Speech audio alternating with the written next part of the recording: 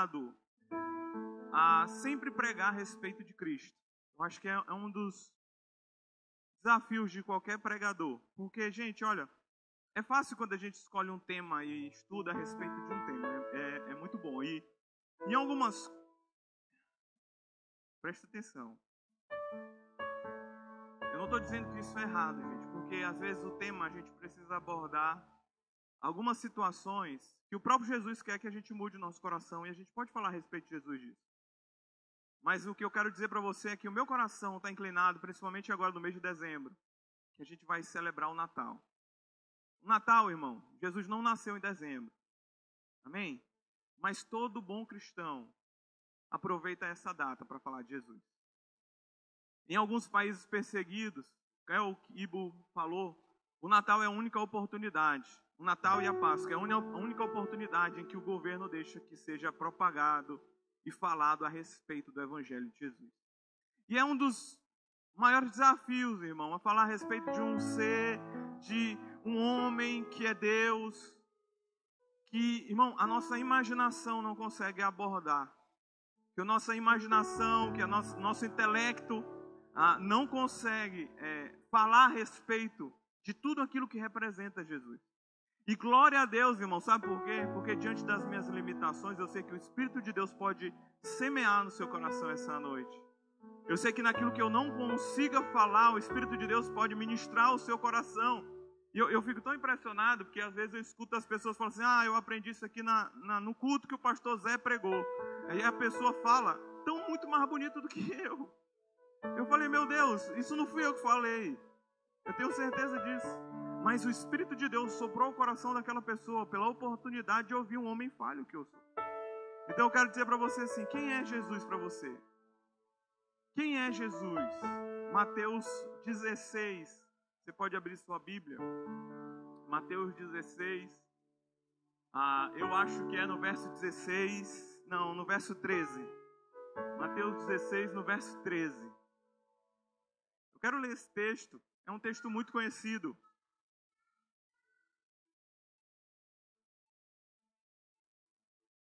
Indo Jesus para a região de Cesareia de Filipe, perguntou aos seus discípulos, quem os outros dizem que é o Filho do Homem?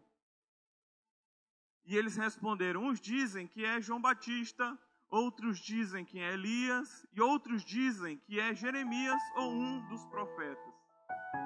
Ao que Jesus perguntou, e vocês, quem dizem que eu sou? Respondendo Simão, Pedro disse, Senhor, é o Cristo, o Filho do Deus vivo. Então Jesus lhes afirmou, bem-aventurado é você, Simão Bar-Jonas, porque não foi carne e sangue que revelaram isso a você, mas o meu Pai que está no céu. Só até aqui. Só até o verso 17. Só para a gente introduzir. Jesus estava caminhando em direção a Cesareia de Filipe. Uma coisa interessante a respeito das Escrituras é que, irmão, nada nas Escrituras está lá por acaso.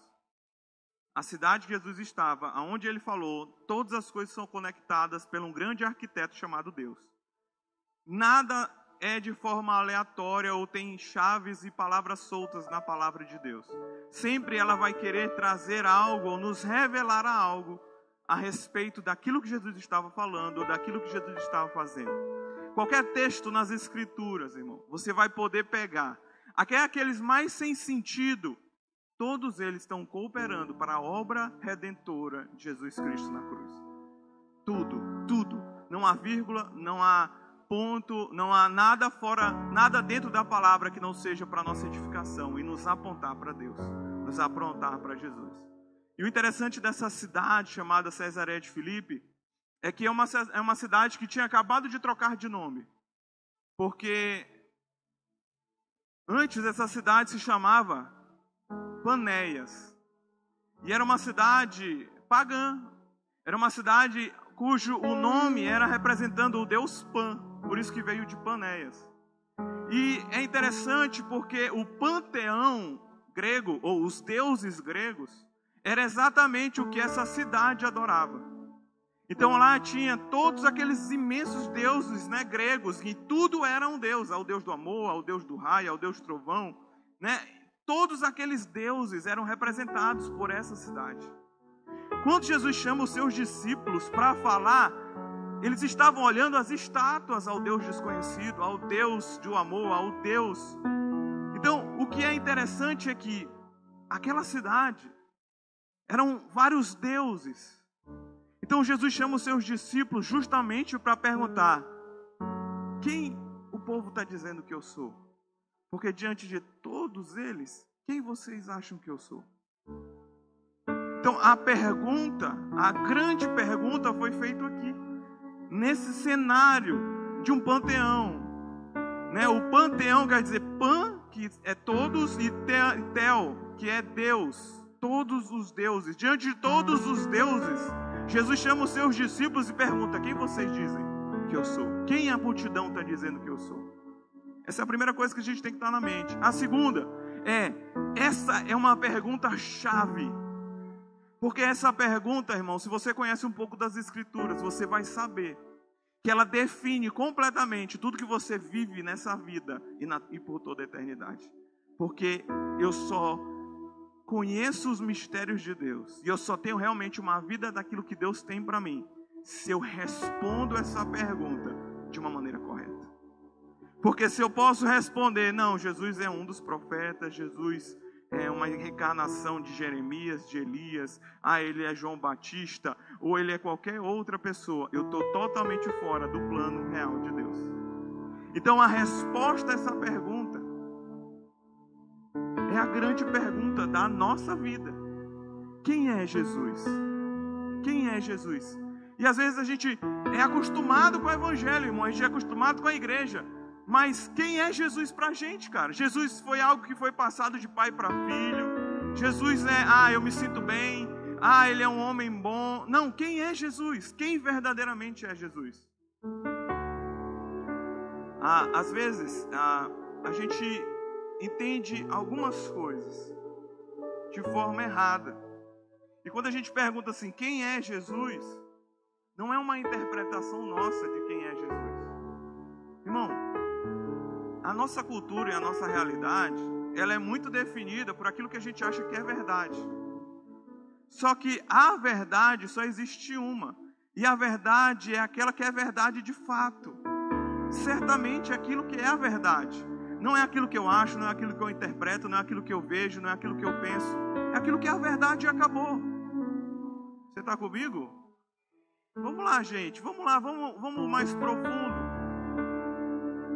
Sabe por quê? Olha, eu estava vendo o pastor Oziel, né? O Alberto até me compartilhou um vídeo no Instagram. E ele estava compartilhando ali algo da palavra, sobre espírito de profecia, sobre a verdadeira profecia que é a Bíblia. Ele não estava dizendo que não existiam profecias, que as pessoas não poderiam ser usadas, mas ele estava alertando o povo a ter precaução com profetadas, que traz muito mais confusão do que edificação para o corpo de Cristo. E aí eu fui ler os comentários. Gente, comentário é terra sem lei, irmão. Então um monte de gente começando a esculhambar. Eu até gostava desse pastor, mas agora que ele falou que não existe profecia. Gente, ele não estava falando que não existia profecia. Ele estava simplesmente colocando que todo dom deve ser edificação para a igreja. Então se tiver um dom que está edificando só você, tem alguma coisa errada. Porque Deus não está interessado em amaciar o seu ego. Deus está interessado, sabe, em edificar a sua igreja, a sua casa. Vamos lá, alguém? Você está feliz ainda? Não? Vamos lá. Hoje tem mocotó. Aleluia. Vamos lá. Eu não sei onde eu estava. Sim, e aí eu comecei a ler uns comentários. Terra sem lei, os comentários. Então eu comecei a ler, esse pastor, eu gostava dele, agora ele começou a falar isso. Aí uma moça escreveu assim: porque quando eu tinha 4 anos de idade, eu recebi uma profecia, e tal, e 6 anos eu recebi outra. Aí, gente, eu juro por Deus, eu nem gosto de confusão, mas dá vontade de entrar, você só perguntar: e agora, o que você está fazendo? Porque se você está vivendo isso, porque, irmão, olha, o que eu quero chegar, qual é o ponto final aí nisso? É que às vezes, irmão, a gente baseia toda a nossa vida numa experiência própria, achando que isso é a palavra de Deus. E que na realidade a palavra de Deus é a palavra de Deus e a verdade é a verdade da palavra de Deus, não da verdade que eu acredito que é a verdade. Essa é a grande verdade.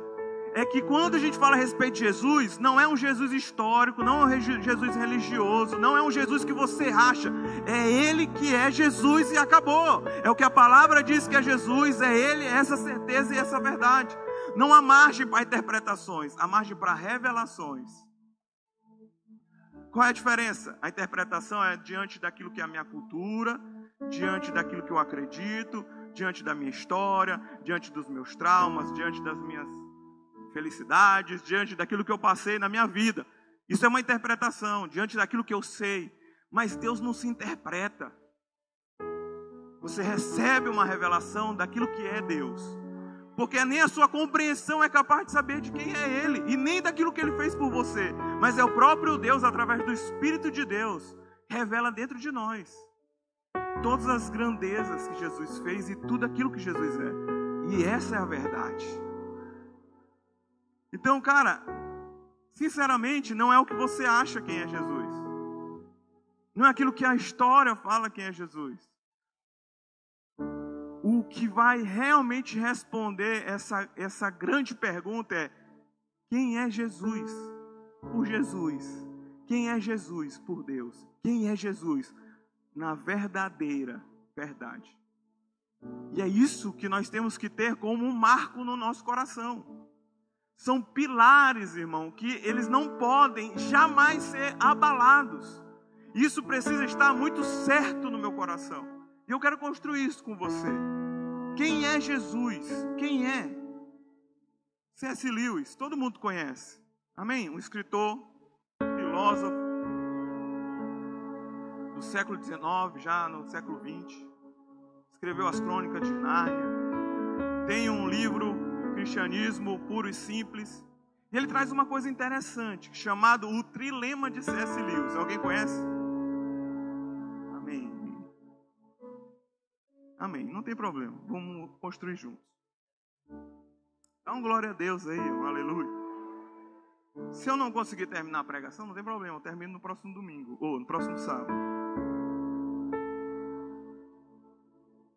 Eu vou ler para você, tá? Vocês estão felizes ainda? Um trecho do livro. Estou tentando impedir que alguém repita a arrematada tolice dita por muitos a seu respeito. Entre aspas, estou disposto a aceitar Jesus como um grande mestre da moral, mas não aceito a sua afirmação de ser Deus. Essa é a única coisa em que não devemos dizer. Um homem que fosse somente um homem e dissesse as coisas que Jesus disse, não seria um grande mestre da moral. Seria um lunático. No mesmo grau de alguém que lhe pretendesse ser um ovo cozido. Ou então o diabo em própria pessoa. Faça a sua escolha. Ou esse homem era e é o Filho de Deus, ou não passa de um louco ou coisa pior. Você não pode querer calá-lo por ser um louco. Pode cuspir nele, matá-lo como a um demônio. Ou pode protestar-se, ou pode prosternar-se aos seus pés e chamá-lo de Senhor e Deus. Mas que ninguém venha com paternal concedência dizer que ele não passava de um grande mestre humano. Ele não nos deixou essa opção e nem quis deixá-la. Agora, parece-me óbvio que ele não era um lunático e nem um demônio. Consequentemente, por mais estranho, assustador, inacreditável que possa parecer, tenho que aceitar a ideia de que ele era Deus. Ele é e era Deus. Existe um trilema, algumas pessoas acham que nem foi C.S. Lewis que criou, mas é algo muito interessante. Diante de tudo aquilo que é Jesus, que nós conhecemos, e tudo aquilo que Jesus disse, você só tem 3 opções lógicas a respeito de Jesus. A primeira opção é, Jesus era um mentiroso. E ele sabia que era um mentiroso, porque ele dizia que era Deus e não era Deus. Então ele enganou todo mundo. Segundo, Jesus era doido. Então quando se olha para o que Jesus falou, e ele realmente acreditava e não era, então ele é um doido. Ou realmente Jesus é Senhor. Só existem essas três possibilidades, de forma lógica, diante da história de Jesus, diante daquilo que é Jesus. A gente tem que chegar a essas três opções. Ou Jesus era um mentiroso, ou Jesus era doido, ou Jesus realmente foi e é Senhor. Agora preste atenção, irmão, vamos pensar um pouquinho. Se Jesus fosse mentiroso, diante da morte que Jesus teve, todo mentiroso ia abandonar a mentira quando fosse pego. Nenhum mentiroso, irmão, ia sofrer. Nenhum mentiroso ia sofrer morte de cruz. Mas com toda a certeza, não estou mentindo, não me bate. Não preciso passar por essa humilhação, não preciso ser crucificado, eu estou mentindo. Segundo, se Jesus fosse doido, algumas pessoas, historiadores, eles quando enxergam a vida de Jesus, irmão, eles não conseguem saber como que Jesus tinha as suas reações diante de tudo aquilo que ele passou. Quando os historiadores se deparam com Mateus 5, Mateus 6 e Mateus 7, o Sermão do Monte, até hoje, os ensinamentos contidos nesse sermão, é um sermão onde Cristo pregou para as pessoas, ninguém consegue saber ou discernir a capacidade que esse sermão, as bem-aventuranças, acabam transformando vidas até hoje.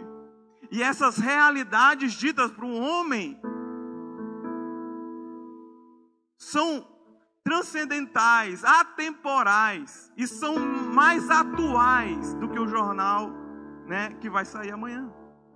Então, diante de Jesus, não há o que se falar que Jesus era doido.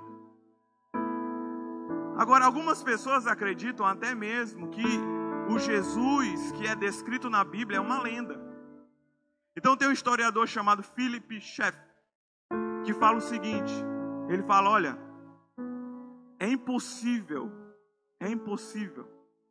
alguém escrever a respeito, um homem escrever a respeito de Jesus, e essa pessoa sendo um homem, porque a obra seria muito maior do que a do escritor, e somente um Jesus poderia falar a respeito de Jesus. Então o que eu quero trazer para você agora é que, irmão, não há outra escolha a não ser reconhecer o senhorio de Cristo. Não há outra escolha a não ser receber e se prostrar diante do senhorio de Cristo. E por que eu estou falando isso para você? Porque isso precisa ficar claro no nosso coração, irmão. Isso precisa ficar claro, porque quando a gente se depara com os discípulos em Cesareia de Filipe, eles deram bons palpites, no verso 14, Mateus 16, 14, eles deram bons palpites, não foram palpites ruins. Eles disseram, uns dizem que é João Batista, outros dizem que é Elias, outros dizem que é Jeremias, ou um dos profetas. Irmão, eram homens de Deus. Mas sabe o que é mais perigoso do que chamar Jesus de mentiroso ou lunático? É eu chamá-lo de um homem comum. É eu relacionar Jesus como um filósofo. É eu relacionar Jesus como mais um profeta. E é interessante, irmão, sabe por quê? Porque às vezes, diante do nosso conhecimento de Jesus, a gente pode até caminhar com Jesus por algum tempo, mas será que realmente a gente sabe quem é aquele que está caminhando conosco? Será que se realmente a gente sabe quem é realmente Jesus? E essa pergunta, ela tem que ser algo que a gente precisa responder, irmão. Porque se eu não estou reconhecendo Jesus como Deus, como o Messias, como o Cristo, eu preciso realmente pedir essa revelação para Deus. Então a gente enxerga o que os homens falavam a respeito de Jesus. Ele é só mais um profeta. Mas existe um discípulo, irmão, que não foi por carne nem sangue, mas foi por uma revelação de Deus, que disse, não, tu és o Cristo. Tu és o Cristo, o Filho do Deus vivo. Tu és o Cristo, o Filho do Deus vivo. E quando a gente fala a respeito de Cristo, irmão, Cristo não é o sobrenome de Jesus. Você sabia disso? Porque Jesus o Cristo, Jesus Cristo. Não, essa palavra no português, diante da nossa cultura, perdeu profundidade. O Cristo, para um judeu, era o Messias, o Salvador. O Cristo, para um judeu, era tudo o que ele queria. Era a solução de tudo. Era a solução da humanidade. O Cristo, para um judeu, diante da história, era tudo, irmão. E ver Pedro como um judeu reconhecendo Jesus é onde o judeu se dobra para reconhecer que tudo aquilo que ele precisava, tudo aquilo que ele tinha, era o Cristo. Então Jesus é o Cristo. Alguma coisa muito interessante em Isaías.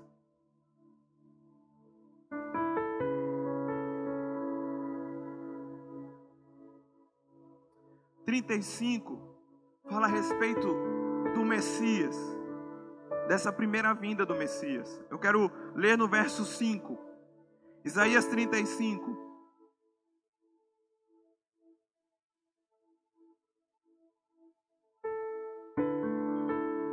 Então os olhos...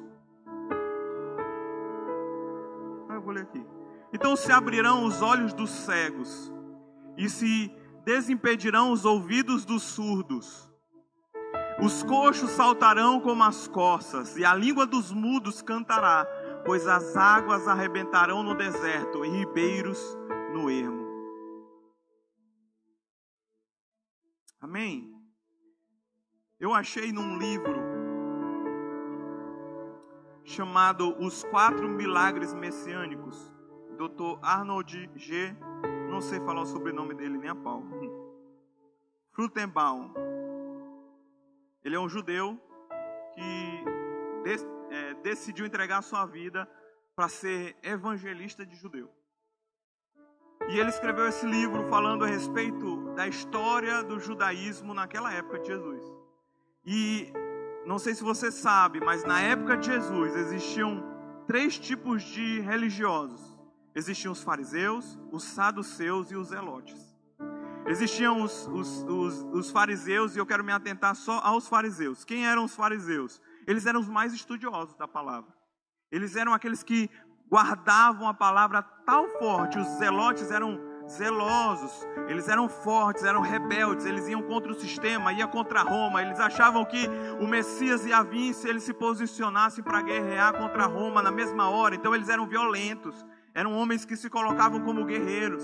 Os saduceus, por outro contrário, eles faziam parte mais daquilo que era mais importante, eram os mais bem representados. Eles eram judeus, mas também tinham um pouco da cultura romana. Então eles tinham influência. Mas os fariseus eram aqueles apegados à lei, à doutrina, apegados às coisas. E o interessante é que os fariseus começaram a colocar alguns costumes reais para que o povo não se desviasse. Então eles colocavam os costumes, tem que lavar a mão, tem que fazer tal coisa. Então os fariseus eram colocavam os fitérios nos braços, era aquele que iam orar em praça pública. Então eles eram aqueles realmente fortes na palavra, eles conheciam. Então, por que os fariseus foram que mais perseguiram Jesus? Eu quero que você se atenha a isso. Existiam alguns, não sou eu que estou falando, foi nesse livro. Existiam alguns ensinos a respeito dos milagres, como os fariseus enxergavam os milagres. E diante daquilo que era doutrina dos fariseus, e eram ensinados, os rabis ensinavam isso no templo, diziam-se que homens poderiam realizar milagres, mas existiam alguns milagres que só o Messias poderia realizar. Amém? 4 milagres. O primeiro milagre que só o Messias poderia realizar: curar um leproso. Só o Messias. Por quê?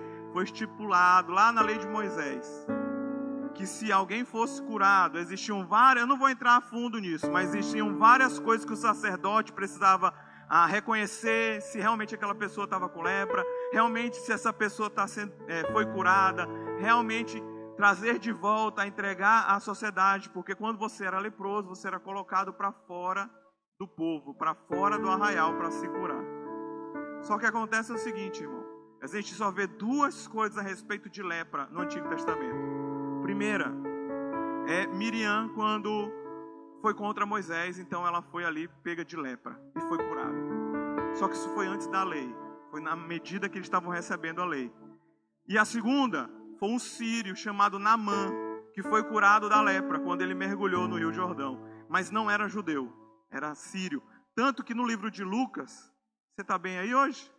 Tanto que no livro de Lucas, Jesus começa a indagar, fala assim, será que naquele tempo não existiam outros leprosos na casa de Israel? Mas foi Naamã, o sírio, que foi curado. Então, presta atenção, os fariseus ensinavam, como eles não viam nenhum tipo de milagre sobre os leprosos realizando, eles ensinavam que só o Messias poderia curar um leproso. Então eles se depararam com o Jesus de Nazaré. Então Jesus, em Mateus capítulo 8, Marcos capítulo 1, Lucas capítulo 5, era onde o leproso se chega diante de Jesus. Jesus toca e o leproso é curado. É tão interessante que quando a gente começa a olhar cada milagre desse que eu vou falar para você, você vai ver que a reação dos fariseus, eles ficam totalmente obstinados a matar um homem que está realizando milagres que só o Messias podia realizar. Curar um leproso, só o Messias poderia realizar. Outra coisa, expulsar um demônio de um cego surdo. Por quê, pastor? Porque naquele tempo existia um exorcismo judeu. Mas como que era realizado o exorcismo? Eles chamavam aquele endemoniado e eles tinham que se comunicar com o demônio para saber o nome do demônio. Então, quando eles sabiam o nome do demônio, eles pegavam o nome sob a autoridade, sabendo o nome do demônio, eles expulsavam o demônio. Isso não sou eu que estou falando, gente, era a forma que era feita.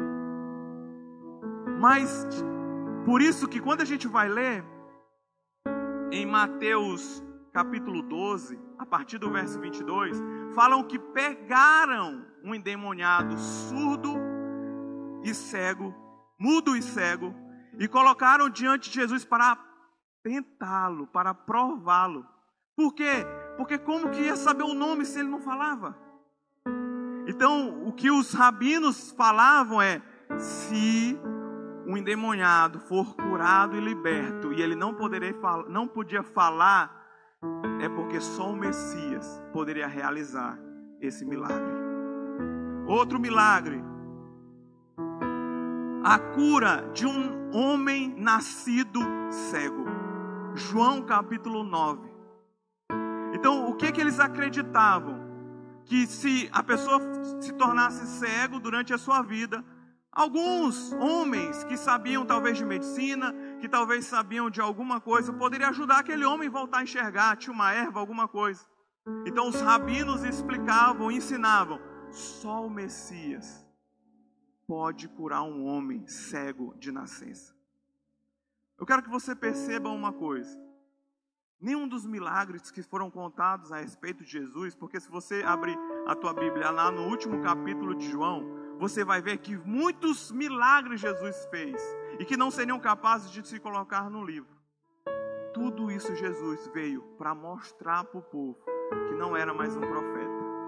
Não era só mais um profeta, não era só mais um filósofo, não era só mais um homem bom. Era o Messias, o Cristo, que estava andando no meio deles. Quarto milagre,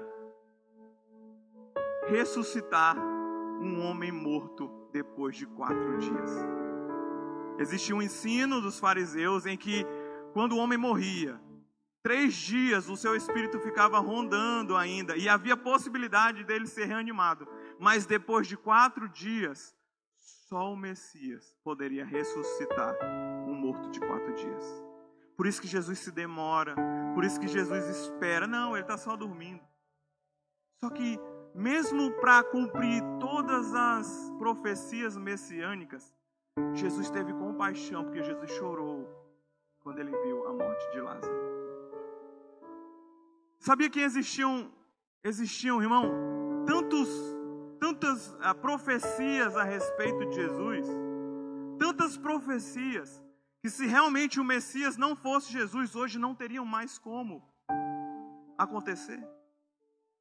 Não teria mais como a casa de Judá permanecer reinando. Por quê? Porque em 70 depois de Cristo, toda a árvore genealógica, registros genealógicos a respeito da descendência de Israel foi acabada quando o templo foi destruído. E várias outras profecias não poderiam mais se cumprir se realmente Jesus não fosse o Messias. Amém? Vamos lá, gente. Eu vou já começar a pregar. É só a introdução.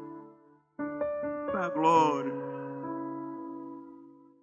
Então o que eu quero te dizer é o seguinte.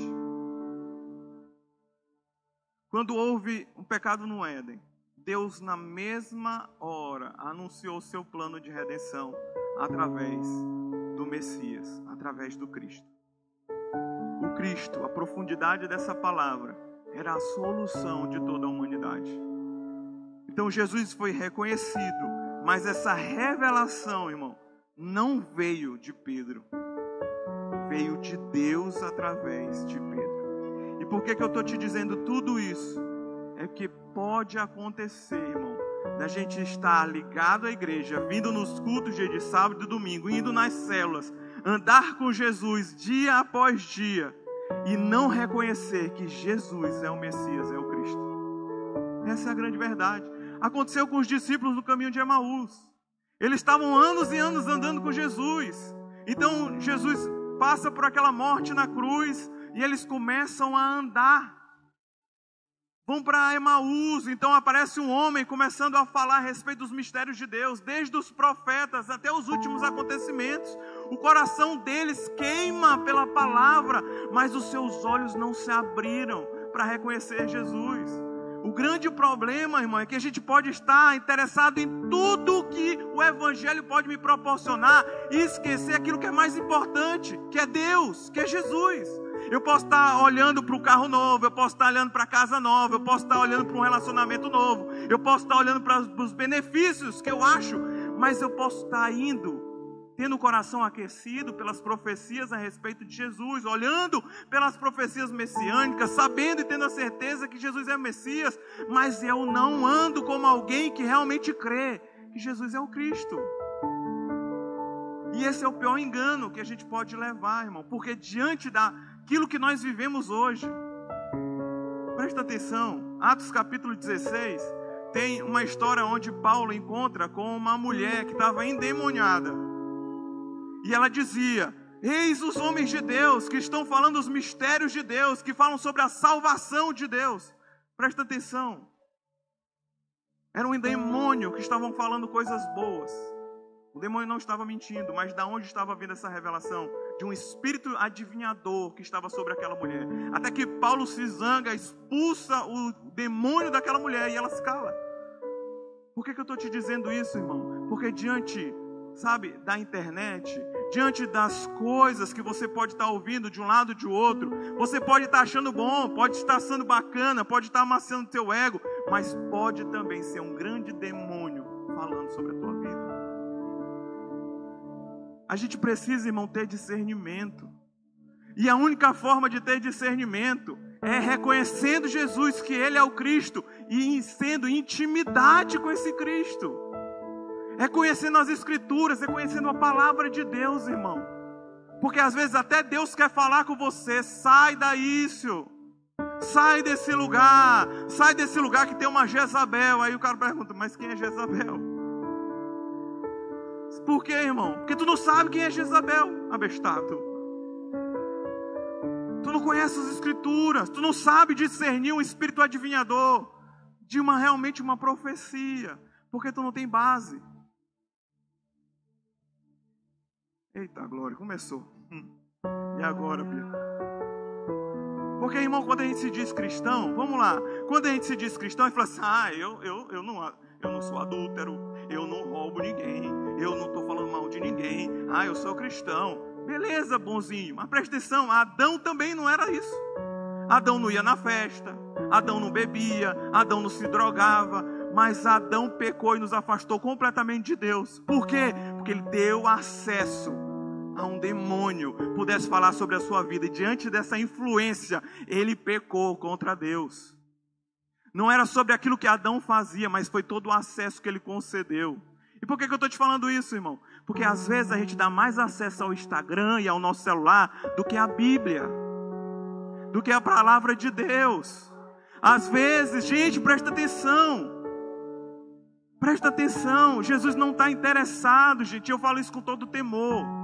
Jesus não está interessado com a tua carinha de crente, a teu jeito crentez de falar.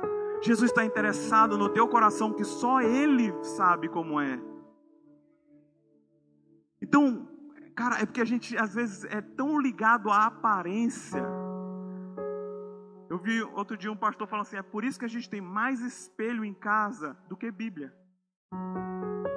Porque realmente, irmão, às vezes a gente está mais interessado, sabe, em postar uma foto e colocar um versículo que Jesus é bonito, do que realmente se encontrar com Jesus e deixar Ele transformar o nosso coração, que está feio e ninguém está vendo. Então, quando a gente olha para diante daqueles homens que caminharam com Jesus, o temor do meu coração e o desejo do meu coração para essa noite é: Senhor, abre os meus olhos. Abre os meus olhos para te ver. Abre os meus olhos para realmente ter uma revelação de quem tu és. Abre os meus olhos fora de qualquer concepção humana ou interpretação minha, ou qualquer experiência minha que possa definir uma verdade tua. Mas abre os meus olhos para as tuas verdades. As verdades, irmão, que eu não quero ouvir. As verdades que eu preciso ouvir.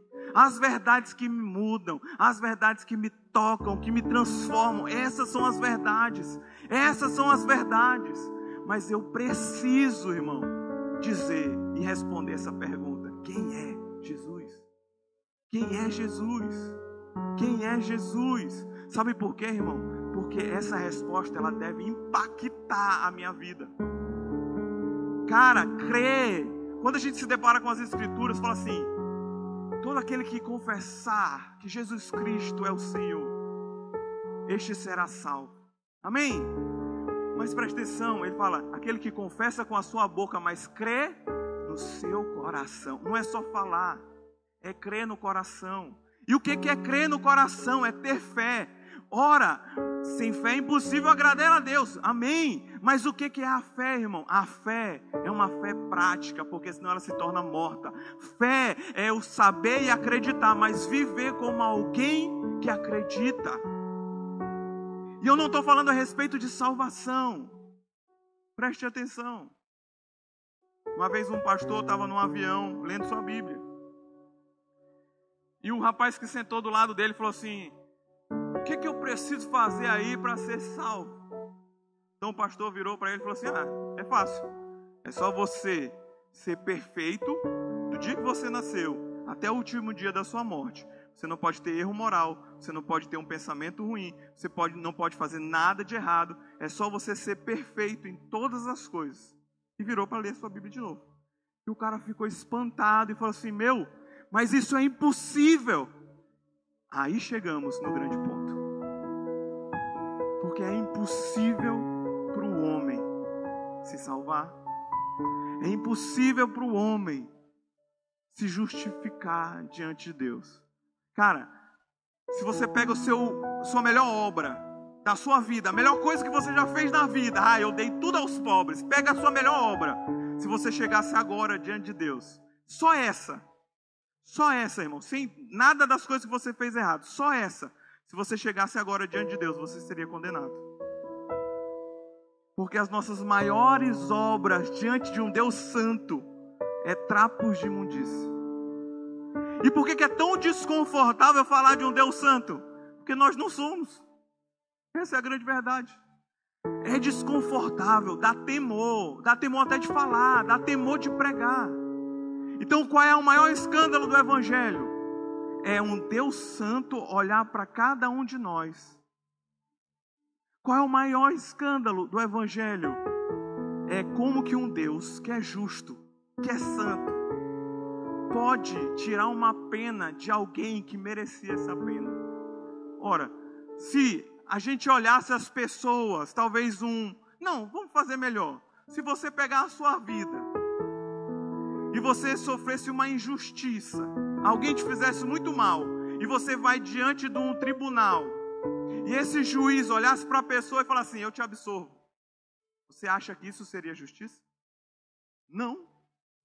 Não é justiça? Ela merecia pagar, ela merecia recompensar, ela merecia devolver, ela merecia pedir desculpa, ela merecia tantas coisas. Esse é o escândalo do Evangelho. É naquilo que nós não merecemos. Sabe o que Jesus fez? Pegou seu filho para pagar um preço que eu e você não poderíamos pagar. E quando a gente olha para a crucificação de Jesus, presta atenção, gente, vamos tirar a religiosidade de achar que Jesus estava com medo de uma cruz romana. Vamos tirar a religiosidade de achar que Jesus estava com medo de apanhar, que Jesus estava com medo dos pregos, que Jesus estava às vezes a gente olha para a crucificação, sabe, e acha que os nossos pecados foram salvos ou foram perdoados pelo sofrimento que Jesus passou. Não, presta atenção, gente. No Getsêmani, Jesus não estava suando sangue, transpirando sangue, irmão, por causa de uma cruz romana. Jesus estava transpirando sangue porque ele ia carregar um peso de pecado que ele nunca, tinha passado por aquilo antes e que ele não merecia, mas ele decidiu por amor a pagar um preço que eu e você não poderia. Quando a gente olha para a crucificação, irmão, a gente olha para um Deus que é trino, que é a trindade, é onde Jesus sempre habitou em Deus. João capítulo 1, e o verbo se fez carne, e o verbo estava com Deus no início, irmão. O verbo estava com Deus no início, e esse verbo estava, no grego, quer dizer que estava dentro, junto. Então presta atenção, por isso que Jesus grita: meu pai, por que tu me abandonaste? O maior sofrimento de Jesus foi carregar um pecado que não era dele, se afastar de Deus, que era a nossa sentença.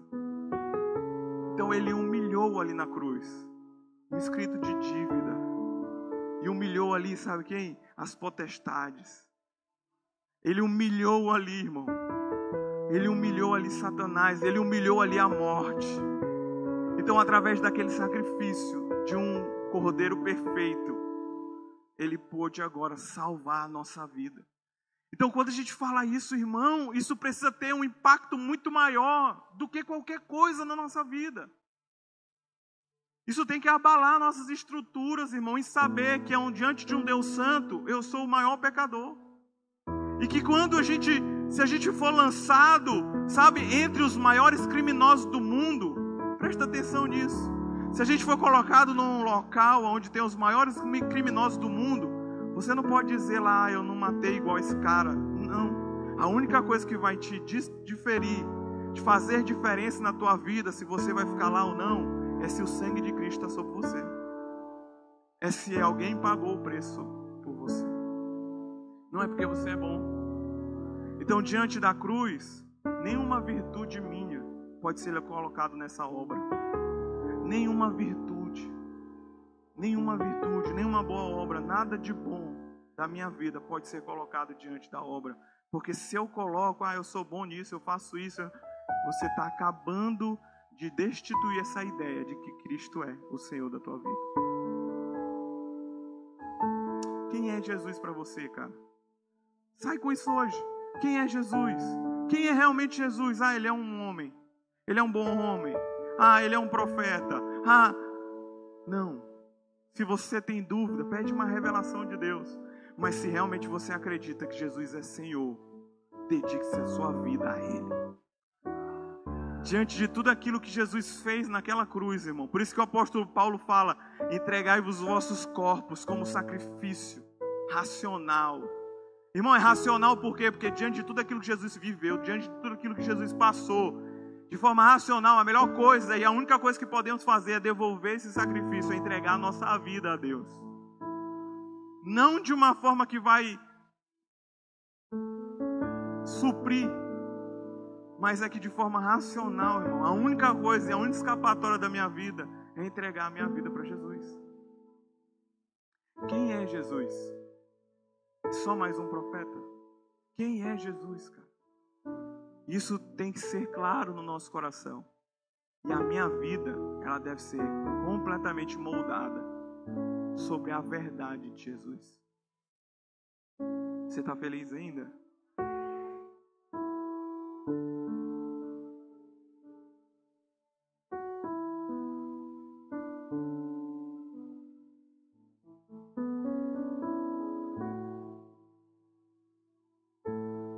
encerrar.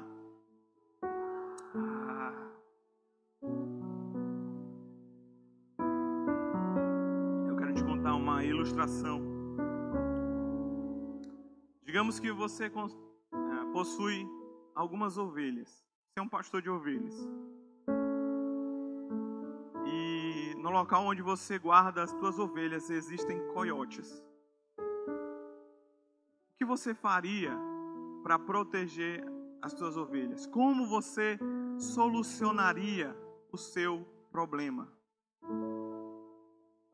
De maneira rápida, eu falava assim, eu vou comprar uma espingarda, uma escopeta e dou os tiros no coiote e acabou o coiote e agora eu vou salvar as minhas ovelhas.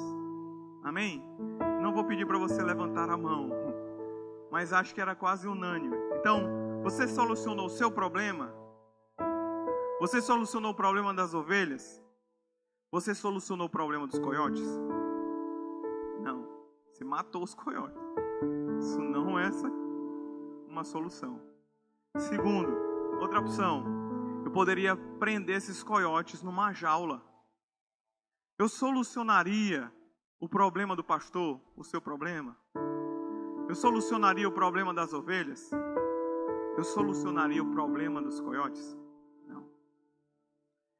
Por quê, irmão? Porque o coiote ia ficar doido querendo sair daquela jaula.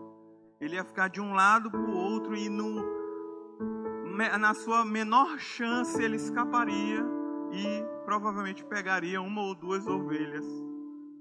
Então você ia ficar sempre com receio com que aquela pessoa pudesse matar uma ovelha, aquele coiote pudesse matar uma ovelha ou fazer alguma coisa errada. Então, qual foi a solução? E qual é a solução? É transformar um coiote numa ovelha. Toda a religiosidade, presta atenção, toda a religiosidade, quando a gente se depara com religiosidade, é achar ou tentar moldar as nossas atitudes para nos enquadrar num cristianismo, numa religião que a gente acha que é o cristianismo. É apenas você com uma espingarda na mão ou você se trancando numa jaula. Amém? A única forma de transformar o coiote numa ovelha foi o que Jesus fez por nós, nos dando uma nova natureza. A gente não pode, irmão, nos colocar debaixo de uma religião e tentar moldar as nossas atitudes, achando que isso vai solucionar o nosso problema com o pecado. Porque quando a porta estiver um pouco aberta, você vai correr instantaneamente naquilo que te dava prazer, que é o pecado. Mas quando a gente se depara com esse novo nascimento que só o Messias poderia nos dar, a gente vê que os nossos desejos pelo pecado, eles vão sendo abafados pelo nosso desejo pelo Senhor Jesus. Então, às vezes, a gente perde muito tempo e a nossa força, colocando toda a nossa força em deixar de pecar.